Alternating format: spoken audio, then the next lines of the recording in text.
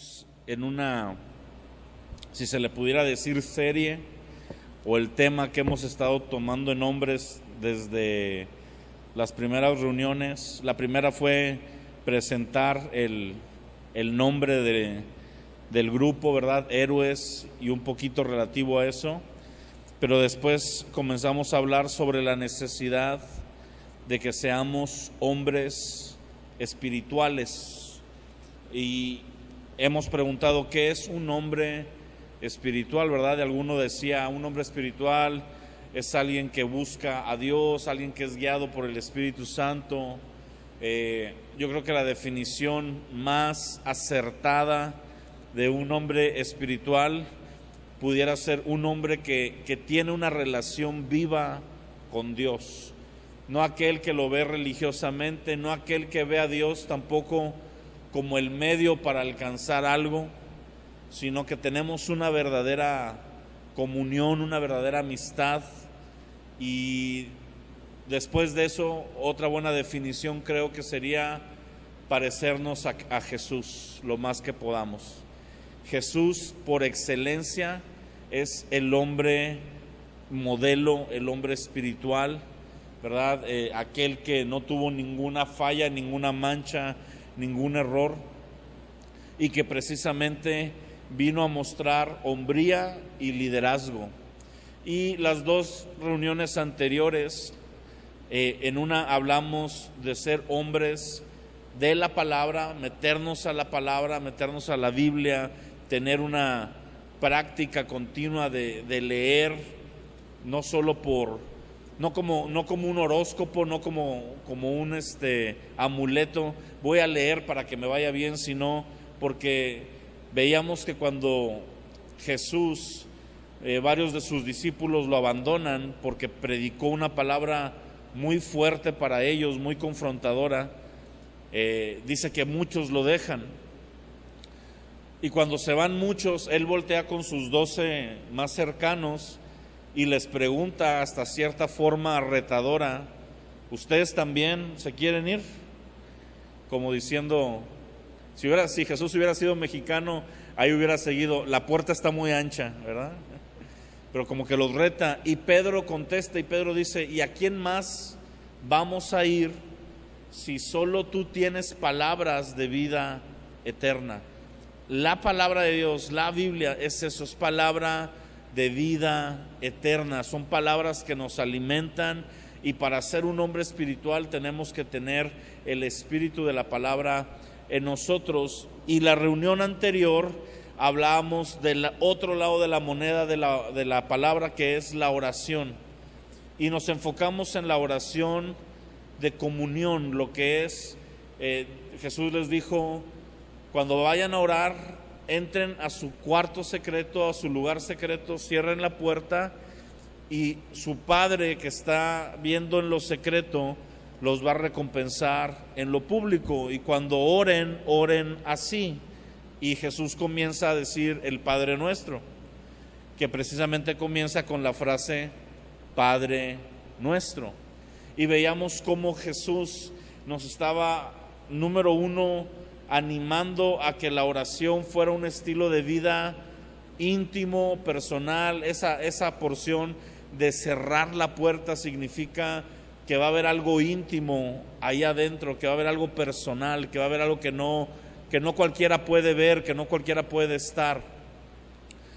Y después dice, identifíquense como hijos, acérquense a Dios como hijos. Y él estaba rompiendo ahí todos los protocolos que ellos tenían. Ellos antes se dirigían a Dios como un Dios lejano, como un Dios tal vez hasta cierto punto enojado, que tenían que tener contentos si no les iba mal, con mucho respeto, pero a la vez de tanto respeto una lejanía, una brecha.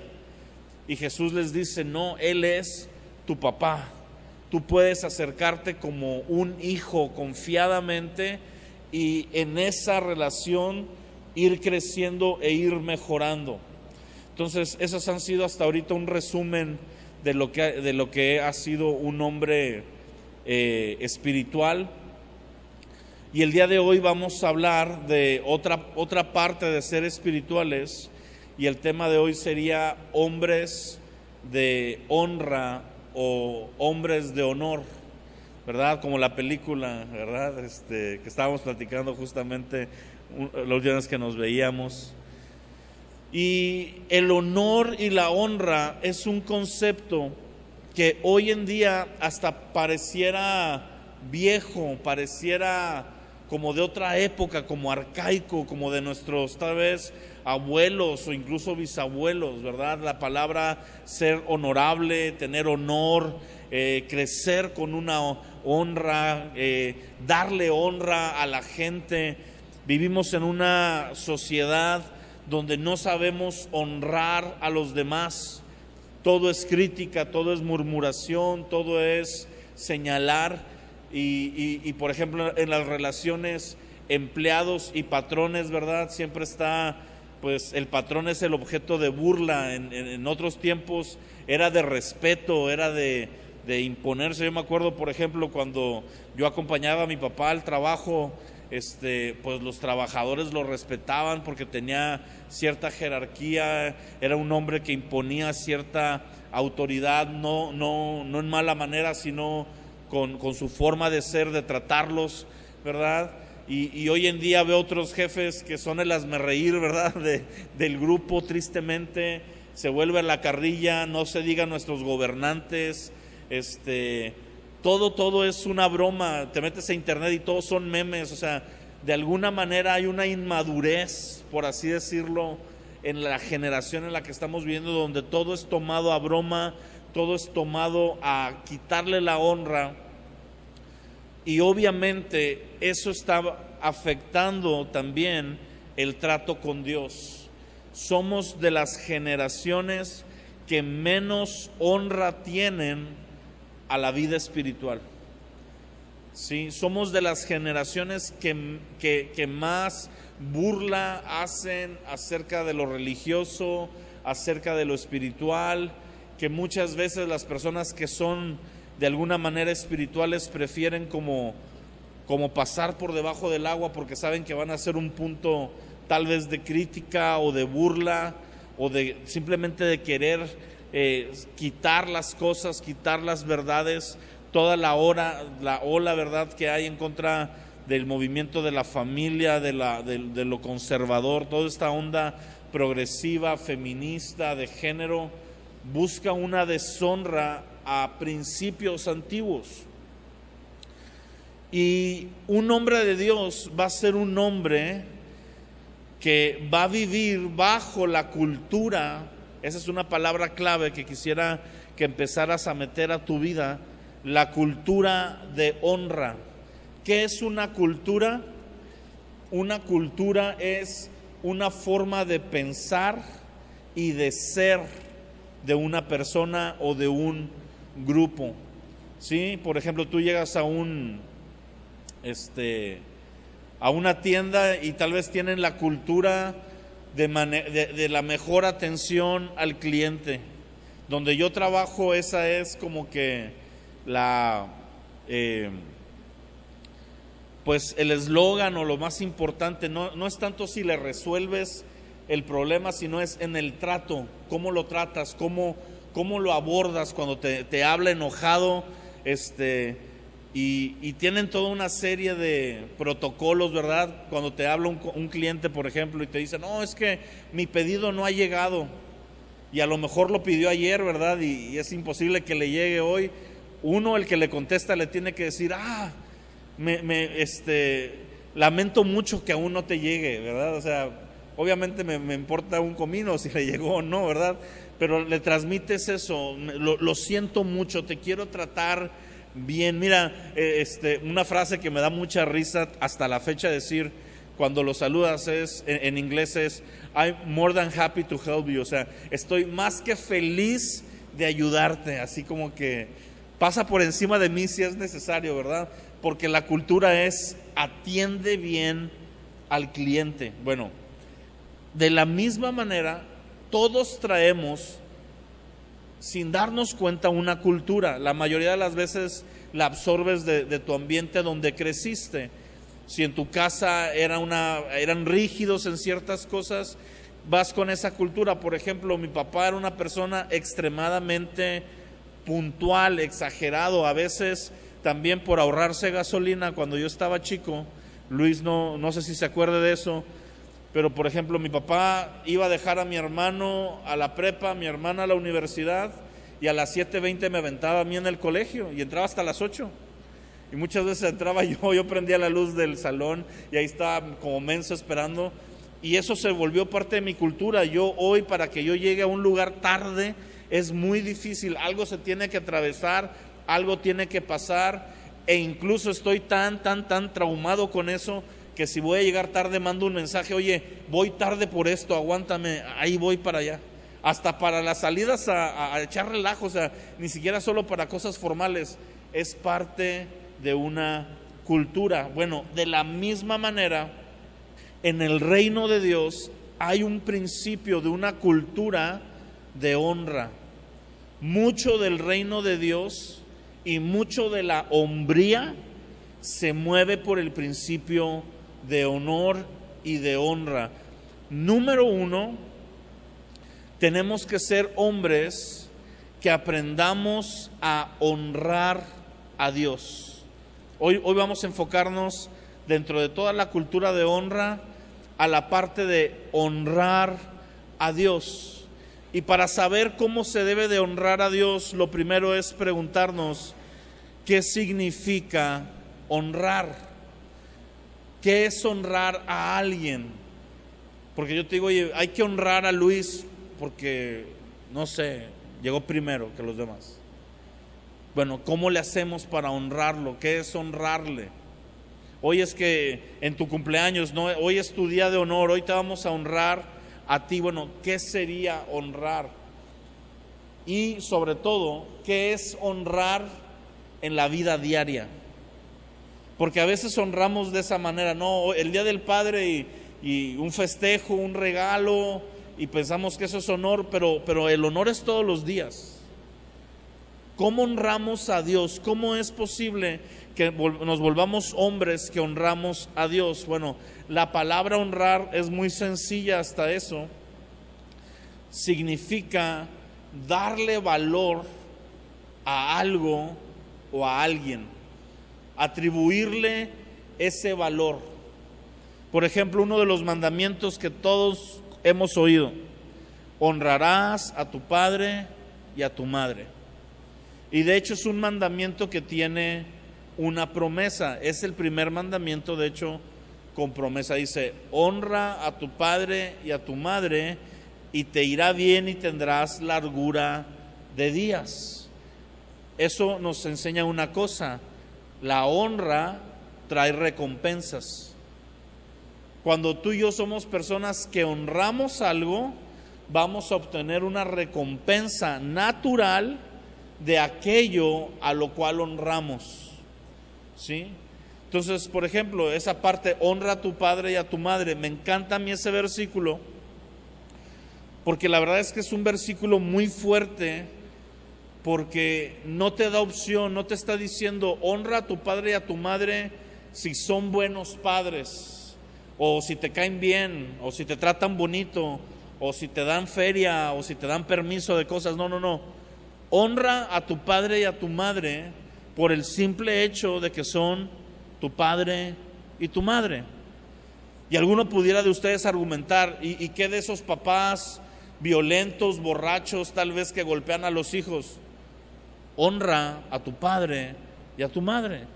Oye, pero la mamá los abandonó, se fue, se le hizo más fácil dejarlos con la vecina o con la hermana y que pasaran por hijos. Y honra a tu padre y a tu madre. Es un principio fundamental donde ahí se aplica esto: yo le voy a atribuir valor, voy a darle valor tal vez a alguien que en ciertos sentidos no se lo merecería. Por otro lado, puedes tener un padre genial y te va a ser más fácil a lo mejor honrarlo. Pero la honra no tiene que ver con cómo nos caen, tiene que ver con cómo los vemos y con cómo actuamos con ellos. Hay padres que son como amigos de sus hijos, pero sus hijos no los honran, no los obedecen, no les tienen un respeto como autoridad, los ven como un igual. ¿Por qué? Porque no hay una figura de honra. Cuando hablamos de honrar a Dios, una de las formas más fácil de explicar algo a veces es explicar lo contrario. Te voy a decir cómo es no honrar a Dios, para que eso nos pueda dar una idea de cómo es honrarlo. ¿Cómo no es honrar a Dios? Es bien sencillo. Es vivir como si Dios no existiera. Eso es no honrar a Dios. La mayoría de nosotros en algún punto de nuestra vida hemos vivido como si Dios no existiera, como si Dios no tuviera una opinión de las cosas que hacemos, como si Dios no tuviera leyes puestas, o como si Dios no esperara o quisiera ciertas cosas de nosotros. Es más, simplemente en muchas ocasiones ni nos ha pasado por la cabeza qué pensaría Dios de lo que hago, o de lo que estoy por hacer, o de lo que estoy pensando decidir. Es lo natural del mundo. De hecho, el Salmo 53, versículo 1, dice así: dice el necio en su corazón, no hay Dios. Así dice el necio en su corazón, no hay Dios. Ahora, no estoy hablando de un ateo, ¿verdad?, que se está peleando, no, Dios no existe. Esa expresión, no hay Dios, es lo que te digo, es vivir como si Dios no existiera. Dice, se han corrompido y se hicieron abominables, y no hay quien haga el bien. Dios desde los cielos miró sobre los hombres para ver si había alguien entendido que buscara a Dios. Ahí nos empieza a dar una pista, una forma de honrar a Dios, o un elemento de cómo honrar a Dios, es buscar a Dios. Me da gusto que tú estés esta tarde, noche aquí, porque eso me dice que en algún grado, en alguna manera, estás buscando a Dios. No sé, ya no sé, si me meto a tu corazón, no sé las motivaciones, no sé qué es lo que hay atrás, pero lo más importante, a mí no me importa lo que hay atrás, me importa el hecho, y es que estás haciendo un espacio donde pudieras estar, sobre todo un día como hoy, enclimadito, viendo una serie con un cocón bien helado, ¿verdad?, en shorts, sin playera, despeinado, ¿verdad?, viendo algo ahí, cómodamente, y en vez de eso te vienes a un lugar a escucharme a mí, a estar medio sudando ahí, caliente, oyendo un abanico que hace mucho ruido allá afuera, y estar buscando a Dios, porque hay algo, hay un interés. Bueno, eso ya es un camino hacia la honra. ¿Por qué? Porque de entrada no puedes honrar algo que no estás buscando. Si realmente lo honras, lo vas a buscar. Y el mejor ejemplo que yo tengo siempre es el de un hombre, ¿verdad?, sobre todo un adolescente. Nosotros, cuando estábamos tal vez en la prepa, secundaria, y te gustaba una morra, y de las primeras veces que te gusta, y tal vez ya es tu novia o todavía no es tu novia, pero andas ahí en cacería tirándole el rollo, y la honras, buscas la manera de ser detallista, ¿verdad? Yo me asombro, siempre digo esto, pero llega el 14 de febrero y los vatos que nunca traen lana, que nunca tienen para poner algo, de algún lado sacan para unas rosas, para un peluche, para unos chocolates, tal vez con la muchacha que, te digo, o que ya es la novia o que está en proceso de ser. ¿Por qué? Porque hay una honra, estás buscándola, estás procurándola, pues porque quieres algo con ella, ¿verdad? Hay un interés, y hay un viejo dicho, no es bíblico, pero dice que el interés tiene pies, ¿verdad? Y con Dios es igual. Si tú me dices, es que yo soy un hombre que está honrando y buscando a Dios y estoy apasionado por Dios, pero nunca se demuestra, nunca vas a una reunión, nunca haces por conocer más, vives la vida como si Dios no existiera, entonces hay algo de incongruencia y hay algo que no checa y que nos dice, pues, que tal vez aparentemente hay una búsqueda, pero no la hay. Después de esto dice, cada uno se había vuelto atrás y se habían corrompido. No hay quien haga lo bueno, no hay ni siquiera uno. Y luego hace una pregunta, ¿no tienen conocimiento todos los que hacen maldad y devoran a mi pueblo como si se comieran un pan y a Dios no invocan? Esa frase final, a Dios no invocan. Dios está buscando un entendido que lo busque, porque la muestra de alguien que no lo está honrando es que no lo invocan. ¿Qué es invocar a Dios? Hablarle a Dios, pedirle a Dios, consultar a Dios. El hombre, por naturaleza también, el varón, somos crecemos con una mentalidad de independencia y de autocapacidad.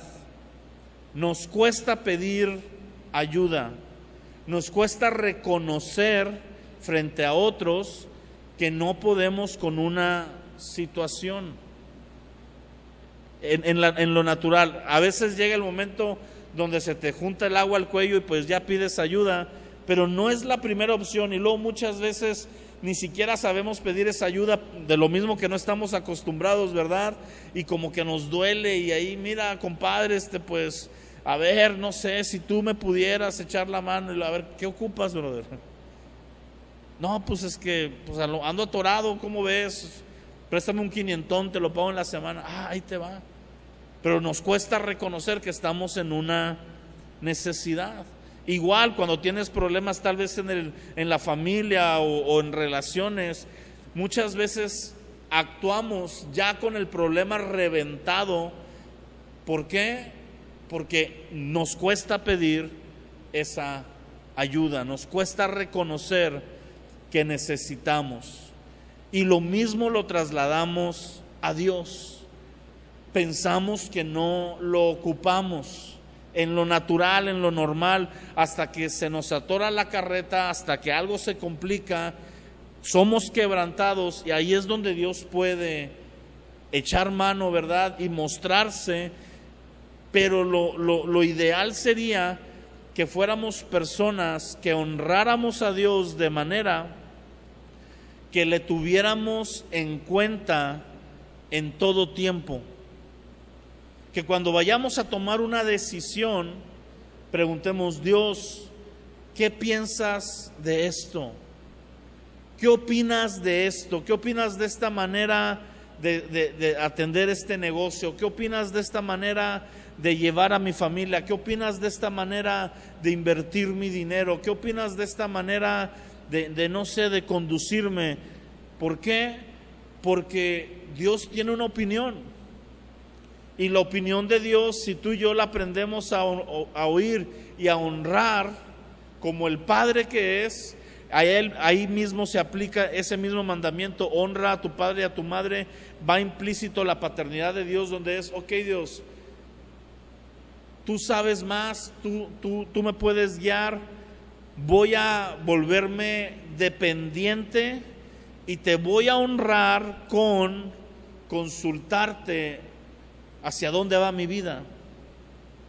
Si nosotros hiciéramos eso en cada decisión, nos ahorraríamos muchas de las broncas, muchos de los problemas, muchas de las decepciones, muchas de las tristezas, muchos de los enojos que a lo largo de la vida hemos tenido.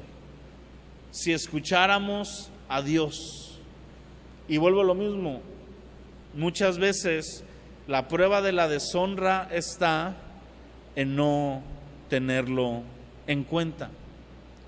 Ahora, un hombre varón nacemos con una necesidad de recibir honor y de dar honor. Como hombre, sobre todo los que tienen familia, no me van a dejar mentir, que algo de lo que más pides dentro de ti, a lo mejor no lo dices, pero de lo que más te llena como hombre es cuando en tu casa se te respeta, cuando se te da un lugar de autoridad, cuando se te toma en cuenta que eres la cabeza, o se dirigen a ti con respeto, o eso te llena. ¿Por qué? Porque como hombres hemos sido diseñados para recibir honor. Nos llena, nos complementa. Cuando haces algo bien y la gente a tu alrededor, ya no nada más la familia, tus amigos, te lo reconocen, ¿cómo se siente? Pues bien machín. A veces hasta ese tipo de acciones de reconocer lo bueno de alguien hace que se produzcan amistades más profundas.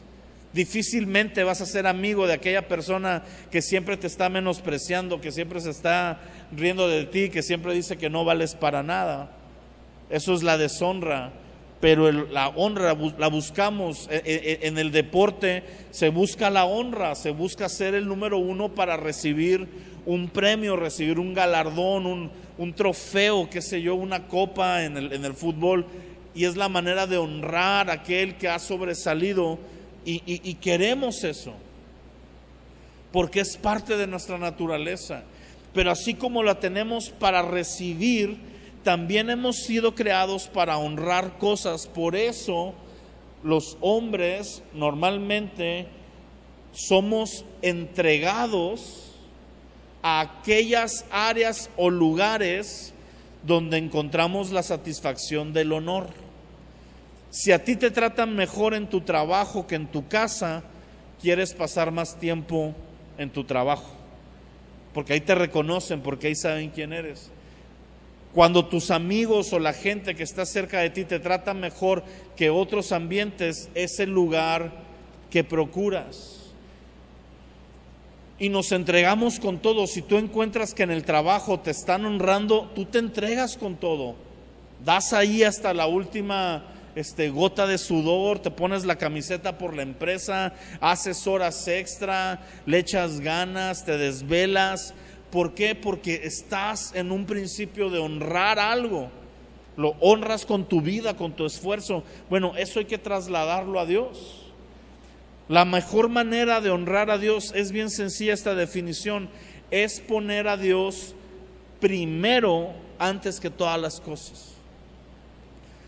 Cuando tú y yo ponemos primero a Dios en toda nuestra vida, en nuestros afectos, en nuestra pasión, en nuestra emoción, ahí es necesario poner primero a Dios para que automáticamente tú encuentres dos cosas que todo ser humano busca. Número uno, propósito. Todos queremos saber para qué existimos.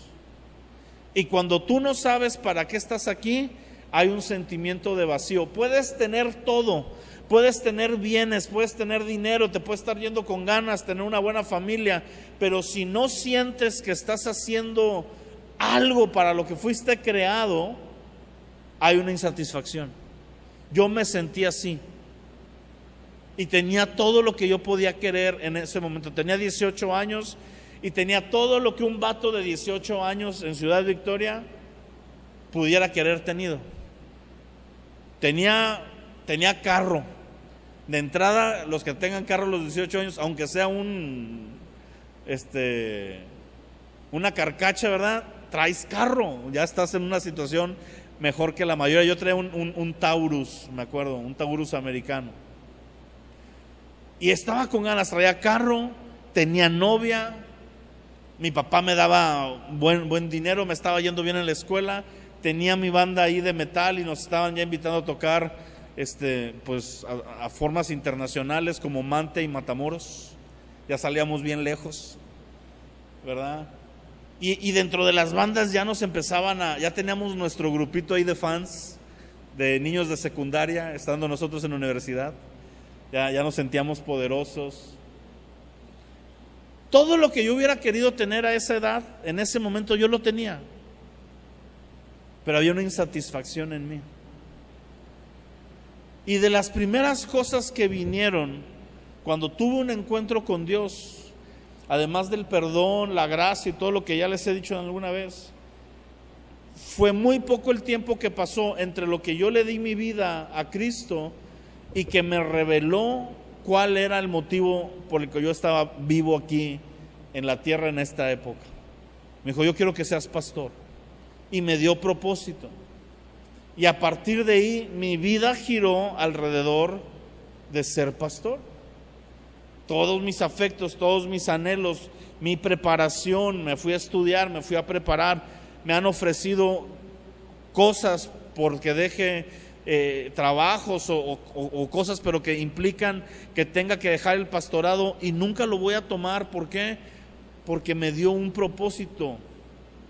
Cuando honré a Dios, encontré propósito. Cuando puse a Dios primero, encontré propósito. Y con el propósito viene lo segundo que todos buscamos: sentirnos plenos, sentirnos completos. La plenitud es algo que solo podemos experimentar en Dios. Nadie más te lo puede dar, nadie más te puede dar el sentido de plenitud. Quien más cercano lo puede hacer, tal vez es una relación familiar, tu esposa, tus hijos, tus padres, pero aún en medio de eso hay una plenitud que solo Dios puede darte y que solo Dios puede transmitir. Donde llega un momento donde puedes no tener muchas cosas, pero lo tienes a Él y te sientes satisfecho, te sientes lleno. Pero vienen por ponerlo a Él primero. La Biblia es muy sabia, ¿verdad? Pues obviamente es palabra de Dios. Pero en Mateo Jesús nos dice: busca primeramente el reino de Dios y su justicia, y todas las demás cosas vendrán por añadidura. Yo digo que es como un Tetris. Espero que todos hayan jugado Tetris, ¿verdad? Poner primero a Dios es como embonar esa pieza correcta a mero abajo y que se empiecen a caer todas las líneas, pum, pum, pum, pum, pum, pum, pum, y te dejen vacío. Así es, tú pones primero a Dios y automáticamente todas las demás cosas en tu vida que te sean necesarias van a empezar a caer por sí solas. Hay quien me dice: es que Abimael, tú no sabes mi vida, tú no sabes mi historia, tengo problemas en la casa, problemas en el trabajo. Yo no sabré mucho de cómo está tu situación. Lo que sí sé es que es una promesa. Si tú pones primero a Dios, va a empezar a fluir todo lo demás.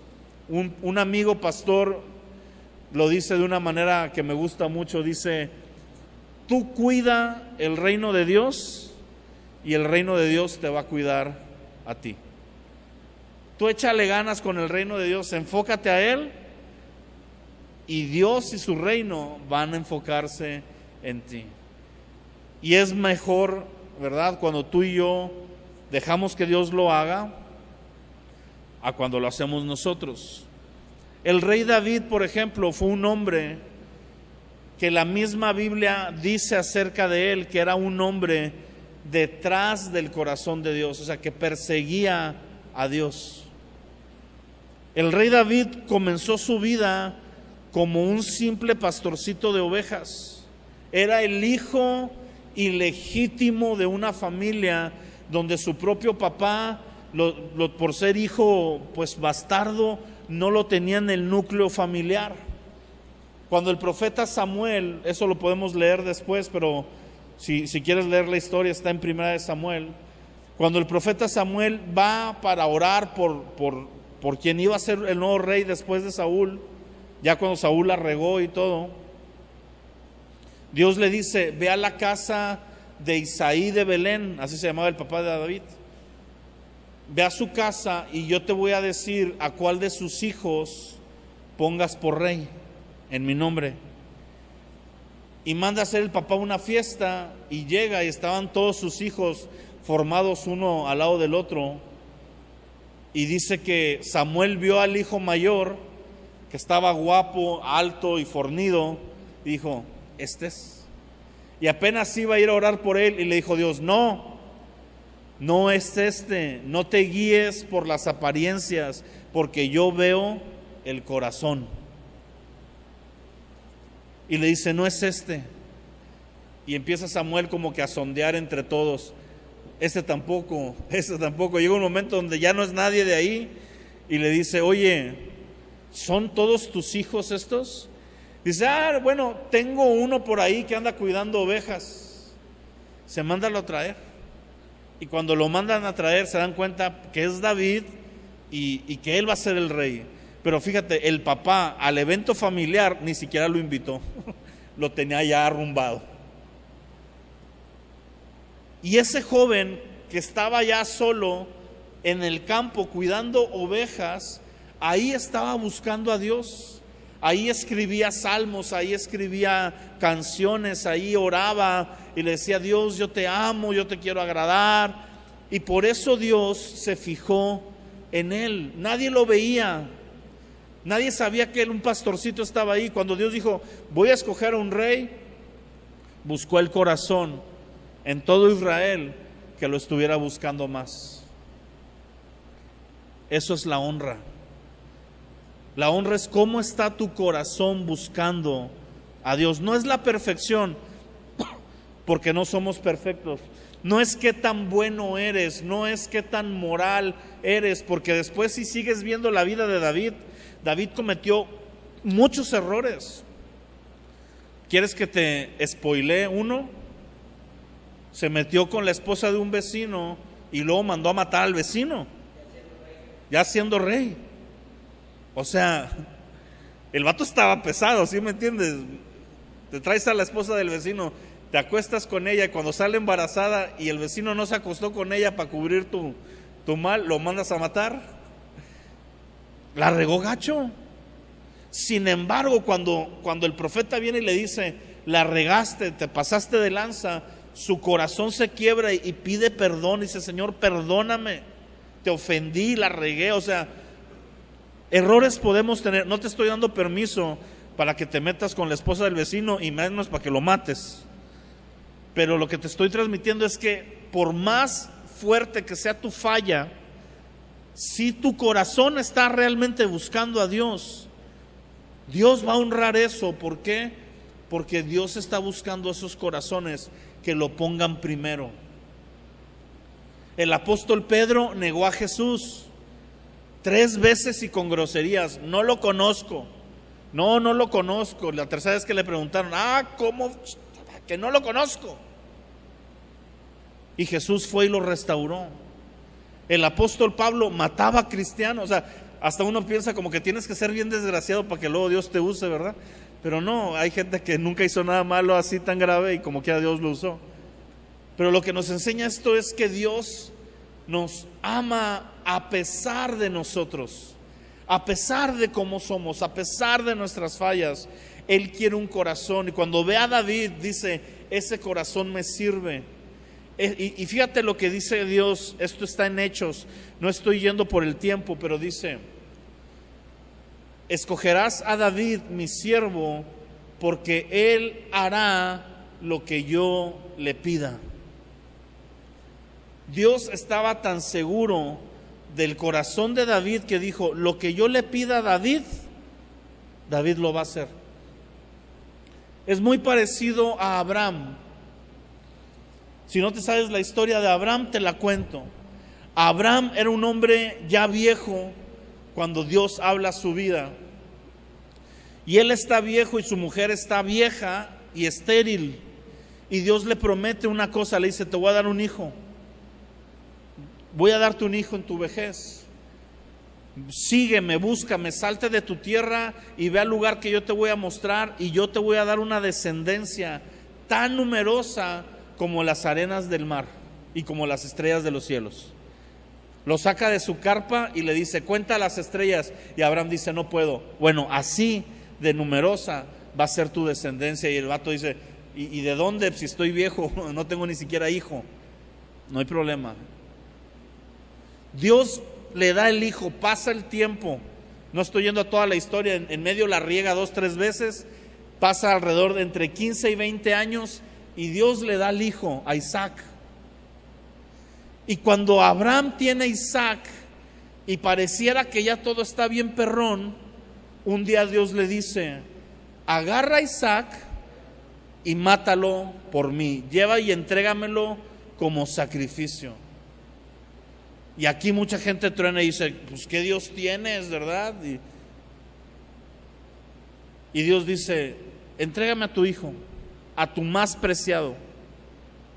¿Y sabes qué hace Abraham? Abraham no negocia con Dios. Abraham no le dice: no, mira, mejor llévame a mí, ¿verdad? O llévate a mi mujer, al fin que anda dando lata, ¿verdad? O mira, dame otro hijo y te lo doy, pero ya con este me encariñé. No. O te doy una feria, Dios. No. Abraham al día siguiente agarra a Isaac y se van para el monte.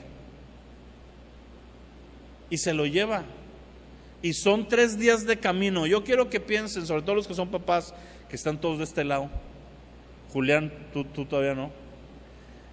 Pero ¿cómo pasarías 3 días de camino con tu hijo o hija sabiendo que al tercer día lo vas a matar? Pues vas quebrado, ¿me entiendes? Vas dolido. O sea, yo no digo que Abraham iba chiflando y cantando, no. Pero iba obedeciendo y honrando porque primero había puesto a Dios. Cuando llega, Isaac le dice: ¿y el cordero, papá? Y Abraham le dice: Dios lo va a proveer. Ya cuando llegaron arriba le dijeron: tú eres el cordero que hay que sacrificar. Y dice que puso a su hijo sobre el altar. A mí de entrada ahí me llama la atención algo. Si yo soy Isaac, yo corro, ¿sí? Por más que quiera mi papá que me vaya a matar en un monte, no. Pero Isaac también había aprendido de Abraham que Dios era más importante, e Isaac voluntariamente también se pone ahí. Y es una figura que está anunciando el sacrificio que Dios Padre va a hacer poniendo a su hijo en la cruz por amor a ti y por amor a mí. Cuando está a punto de darle el cuchillazo, porque pues no lo iba a matar a fuego, ¿verdad? Tampoco era tan gacho, era cuchillazo y luego lo quemamos. Un ángel aparece y le dice: no lo hagas, no lo hagas. Dios ha visto que lo has honrado y lo bendice. Y yo siempre digo esto: Abraham no había leído Génesis, Abraham no sabía cómo se iba a acabar, Abraham no sabía que Dios le iba a guardar al hijo. Tú y yo hoy lo sabemos y podemos predicar de eso y enseñar de eso, pero Abraham en el tiempo del problema no lo sabía. Y dijo: yo te voy a dar lo más importante y lo más valioso. Te voy a leer el Salmo 34 y hasta aquí vamos a dejar, y la próxima semana seguimos con otro aspecto de la honra, pero tiene que ver con ponerlo a Él primero, a decir: Dios, lo que me cueste, yo te voy a poner primero. La voy a regar en el camino, me voy a tropezar, y mira, para eso está la iglesia, para que te tropieces y te ayudemos a levantar, para que te apoyes en nosotros, para que aprendamos juntos a caminar. Y digo juntos porque aunque yo soy el pastor, yo junto con ustedes día a día estoy aprendiendo a honrar a Dios. Ayer me pasó algo muy chistoso, ahorita les cuento. Pero el Salmo 34 dice: bendeciré al Señor en todo tiempo. Eso lo escribió David. Voy a honrar, voy a bendecir, voy a poner a Dios primero en todo tiempo. Es decir, en las buenas y en las malas. Porque amar a Dios cuando la cartera está llena, el refri está lleno y te está yendo bien, es bien fácil. Pero cuando ya se te venció el recibo y no tienes con qué pagarlo y estás esperando y hay hambre y hay situaciones y llegas y se te poncha la llanta del carro y nada más falta que llegue un perro y te haga pipí, ¿verdad? Ahí es cuando hay que amar también a Dios. Dice, su alabanza estará de continuo en mi boca, en el Señor se gloriará mi alma. Lo oirán los mansos y se alegrarán. Engrandeceré al Señor conmigo y exaltemos aún a su nombre. Busqué al Señor y Él me oyó. Eso está increíble. ¿Qué pasa cuando buscas al Señor? Él te oye. No solo es para David, es para todos. Busqué al Señor y me escuchó.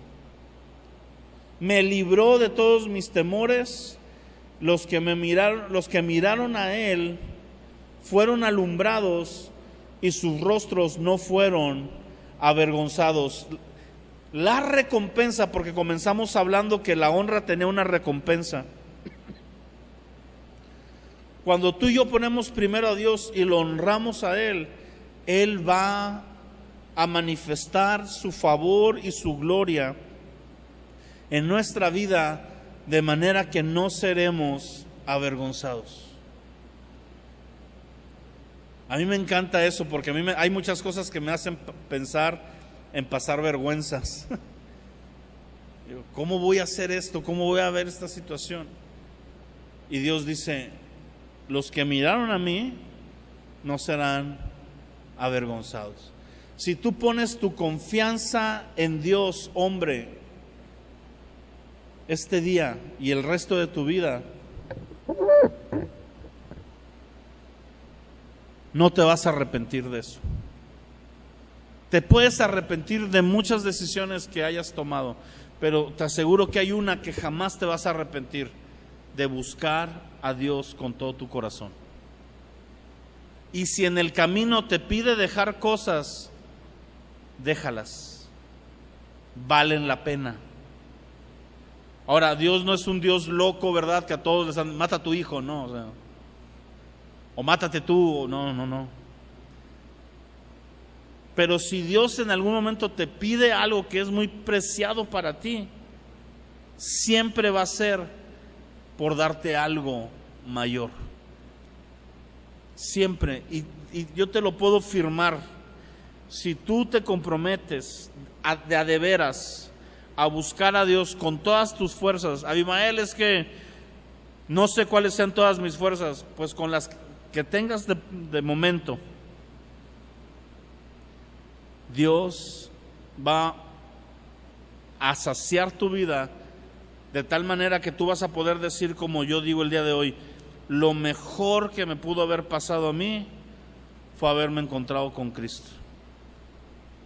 Les decía a la iglesia ayer, el 10 de junio del 2001 me encontré con Jesús. Acabo de cumplir 22 años, básicamente, antier, de haberle dado mi vida a Cristo. Y te puedo decir una cosa, no me arrepiento de nada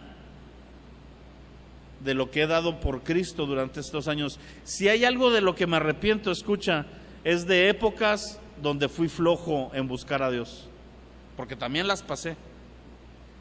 De épocas donde primero puse otras cosas, donde primero puse otros intereses. De eso sí me arrepiento hasta la fecha.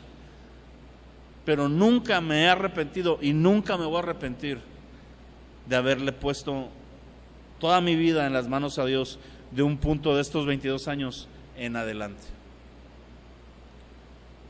Y yo te invito a que hagas eso, que seas un hombre que honra a Dios, que lo pone primero y que vive para Él y que vive para su gloria.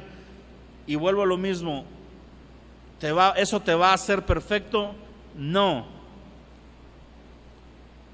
Pero Dios no está buscando corazones perfectos. Dios solamente está buscando corazones que le busquen con todo su corazón. Es lo que Dios quiere. De lo demás se encarga Él. Hasta la fecha, con todos y sus errores, David sigue siendo considerado hoy en día, escucha, el mejor gobernante de toda la historia de Israel. Y su hijo Salomón tuvo más dinero que él y tuvo a Israel económicamente mejor. Pero el pueblo de Israel considera el reinado de David como el mejor reinado de toda la historia. Solo va a ser superado por un reinado, por el de Jesucristo, que casualmente es descendiente de David y le llaman el hijo de David. Hasta en eso lo honró Dios, en que en su linaje viniera Jesús. Así que yo te invito a eso. Pon primero a Dios. Que te va a costar, sí te va a costar. Que vas a tener que dejar algunas cosas. No lo escatimes y no vayas con como con miedo. Deja que Dios se encargue. Paso a paso, día a día.